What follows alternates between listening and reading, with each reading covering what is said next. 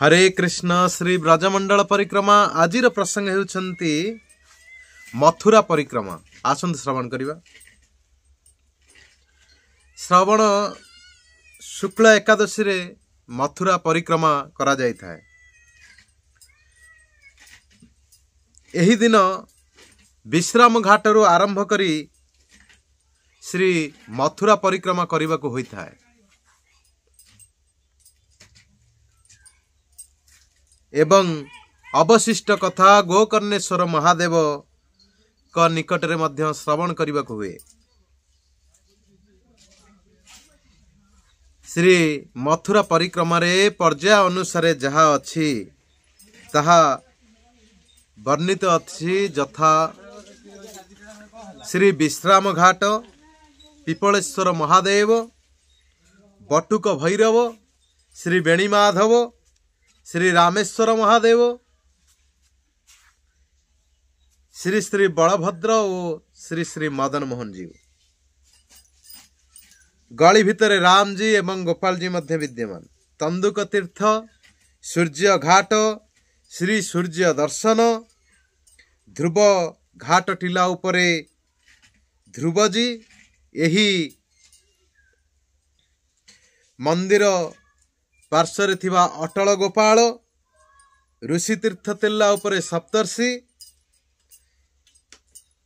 बली टीलारे बली महाराज ओ बामन जी कलिजुग टीलारे महावीर, रंगभूमि रे चाणुर, मुष्टिक, कुबलया बध पीडर प्रतिमूर्ति, रंगेश्वर महादेव, तार उत्तर रे कंस टीला, कंस आखेड़ा, कंस बधस्थल, उग्रसेन महाराज, शिवताल, कंकाली देवी, श्री जगन्नाथ देव, उद्धव जी, गोपिका स्थल, बलभद्र कुंड श्री बलदेव, श्री नृसिंहदेव, बदरीनाथ, श्री भूतेश्वर महादेव ओ पाताली देवी, पुतरा कुंड, भूतेश्वर महादेव, पाताल देवी, पुतरा कुंड, केशव देव, जन्मभूमि, सम्मुखरे मालापुर अर्थात कारागार रे श्री वासुदेव को रक्षा करिबा पाई मल्लगणकर उपवेशन स्थल,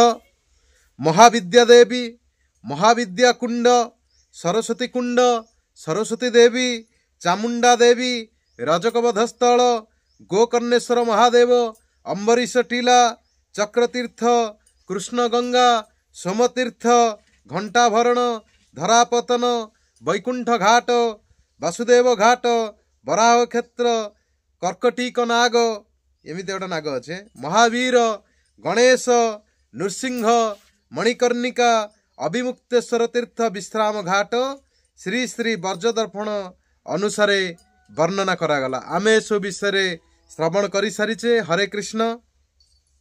आज यही मथुरा रे थिबा मेला महोत्सव विषय में परवर्ती अध्याय श्रवण करिबा। हरे कृष्ण। जय जगन्नाथ।